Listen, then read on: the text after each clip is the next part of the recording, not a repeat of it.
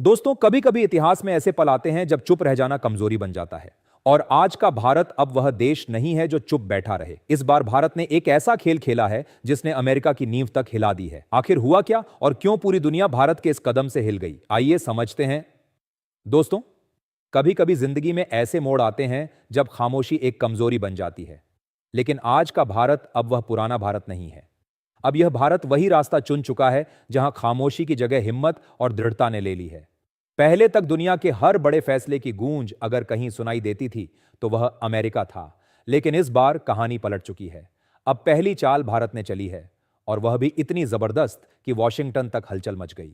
हुआ यूं कि अमेरिकी राष्ट्रपति डोनाल्ड ट्रंप ने खुले मंच से कहा, अमेरिकी कंपनियों को अब भारतीयों को नौकरी देना बंद कर देना चाहिए। सुनने में यह सिर्फ एक बयान लगता है, लेकिन असल में यह बयान भारत की मेहनत, भारतीय दिमाग और भारतीय सपनों पर सीधा हमला था। मगर दोस्तों, यह नया भारत है। अब जवाब सिर्फ शब्दों से नहीं बल्कि कदमों से दिया जाता है, और भारत ने वही किया। ट्रंप के बयान के कुछ ही घंटों के भीतर दिल्ली से एक ऐसा फैसला आया जिसने पूरे अमेरिकी प्रशासन की नींव हिला दी। भारत ने लागू किया एक ऐतिहासिक डिजिटल टैक्स, और इसका सीधा असर पड़ा उन्हीं कंपनियों पर जिन पर अमेरिका गर्व करता है। गूगल, अमेज़न, एप्पल, मेटा, ये वही कंपनियां थीं जो सालों से भारत में अरबों रुपए कमा रही थीं, लेकिन टैक्स देने से बच रही थीं। भारत ने साफ कहा, अगर हमारी धरती से कमा रहे हो तो हिसाब भी यहीं देना होगा। खेल पलट गया। 2020 में भारत ने लागू किया डिजिटल टैक्स और इक्वलाइजेशन लीवी। डिजिटल विज्ञापन पर 6% टैक्स, ऑनलाइन प्रोडक्ट सर्विसेज पर 2% टैक्स। यह वही पल था जब खेल पलट गया। अमेरिका बौखला गया, धमकियां दी गईं, टैरिफ का डर दिखाया गया, लेकिन भारत डरा नहीं। भारत ने साफ कहा, बात होगी लेकिन टैक्स रहेगा। भारत की यह चाल इतनी बड़ी थी कि यूरोप तक में चर्चा शुरू हो गई। फ्रांस, इटली और ब्रिटेन ने भी डिजिटल टैक्स लागू करने का फैसला किया। यानी भारत का एक कदम पूरी दुनिया के लिए मिसाल बन गया। गूगल हर साल भारत से करीब 400 करोड़ रुपए कमाता है। अमेज़न का राजस्व 3,500 करोड़ रुपए से भी ज्यादा। एप्पल हजारों करोड़ लेकर जाता है। मेटा, फेसबुक प्लस इंस्टाग्राम का कारोबार 15,000 करोड़ के आसपास। लेकिन टैक्स देने के नाम पर बहाने। भारत ने इनका खेल समझ लिया और सीधा झटका दे दिया।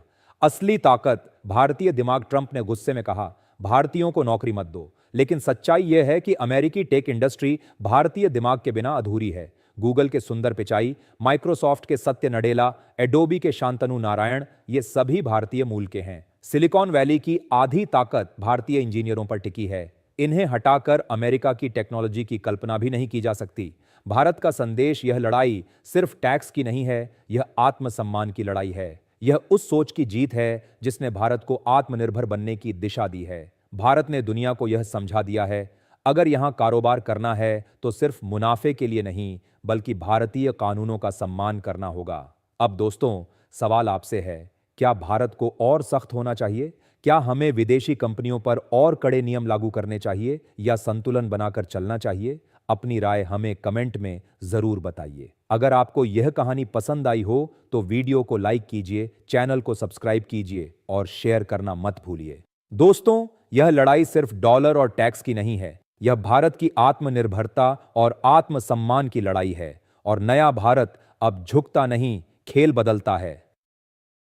भारत और अमेरिका के रिश्ते हमेशा दिलचस्प रहे हैं। कभी यह रिश्ते दोस्ती में तब्दील हुए, कभी राजनीति ने इन्हें दूर कर दिया, कभी तकनीक ने इन्हें जोड़ दिया। अमेरिका लंबे समय तक दुनिया की सबसे बड़ी ताकत रहा है। उसका हर फैसला पूरी दुनिया पर असर डालता आया है, चाहे वह नाटो की पॉलिसी हो, चाहे तेल की राजनीति या फिर टेक्नोलॉजी का साम्राज्य। भारत दूसरी ओर एक ऐसा देश था जिसे लंबे समय तक केवल बड़ा बाजार माना गया। दुनिया की कंपनियां यहां आती, अरबों कमाती और फिर पैसा बाहर ले जाती। लेकिन वक्त बदल गया। अब भारत सिर्फ बाजार नहीं है, अब भारत खुद नियम बनाने वाला खिलाड़ी बन चुका है।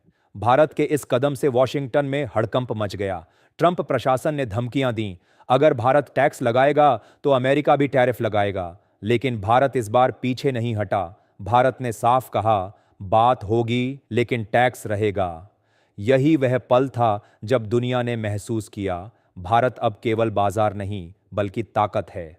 भारत ने सिर्फ टैक्स ही नहीं लगाया, भारत ने विदेशी कंपनियों को साफ कहा, अगर यहां व्यापार करोगे तो भारतीय यूजर्स का डेटा भी यहीं स्टोर करना होगा। पहले यह कंपनियां भारतीय डेटा विदेश में स्टोर करती थीं, लेकिन भारत ने साफ किया, भारतीय नागरिकों की जानकारी भारत में ही सुरक्षित रहेगी। यह कदम इतना बड़ा था कि अमेरिकी थिंक टैंक तक मान गए। भारत अब डिजिटल संप्रभुता की राह पर निकल चुका है। ट्रंप ने कहा, भारतीयों को नौकरी मत दो, लेकिन हकीकत यह है, भारतीयों के बिना अमेरिकी टेक इंडस्ट्री अधूरी है। सिलिकॉन वैली की आधी से ज्यादा ताकत भारतीय इंजीनियरों पर टिकी है। अगर भारत चाहे तो अपने टैलेंट को रोककर खुद की कंपनियां खड़ी कर सकता है। और सच कहें तो भारत पहले से ही यही कर रहा है। टाटा, इन्फोसिस, विप्रो, HCL ये कंपनियां अब ग्लोबल लेवल पर चुनौती दे रही हैं। भारतीय स्टार्टअप्स बायजूस, ओला, पेटीएम, ज़ेरोधा अब दुनिया में नाम कमा रहे हैं। यह लड़ाई सिर्फ सरकार और कंपनियों की नहीं है, यह लड़ाई जनता की भी है। भारत के 70 करोड़ से ज्यादा इंटरनेट यूजर्स हैं। आने वाले सालों में यह संख्या 100 करोड़ पार कर जाएगी।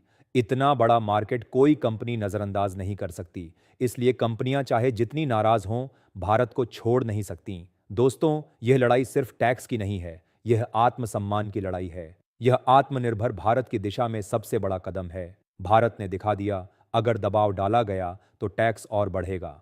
सोचिए, अगर 2% टैक्स बढ़कर 4% और 6% टैक्स बढ़कर 8% हो गया तो क्या होगा? कंपनियों को हर साल हजारों करोड़ का नुकसान उठाना पड़ेगा। यानी अब भारत खेल के नियम बदलने वाला है। अब सवाल आपसे, क्या भारत को और सख्त होना चाहिए?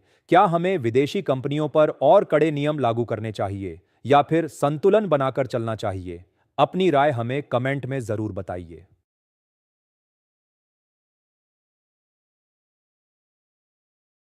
अब दोस्तों, सवाल आपसे है, क्या भारत को और सख्त होना चाहिए? क्या हमें विदेशी कंपनियों पर और कड़े नियम लागू करने चाहिए या संतुलन बनाकर चलना चाहिए? अपनी राय हमें कमेंट में जरूर बताइए। अगर आपको यह कहानी पसंद आई हो तो वीडियो को लाइक कीजिए, चैनल को सब्सक्राइब कीजिए और शेयर करना मत भूलिए।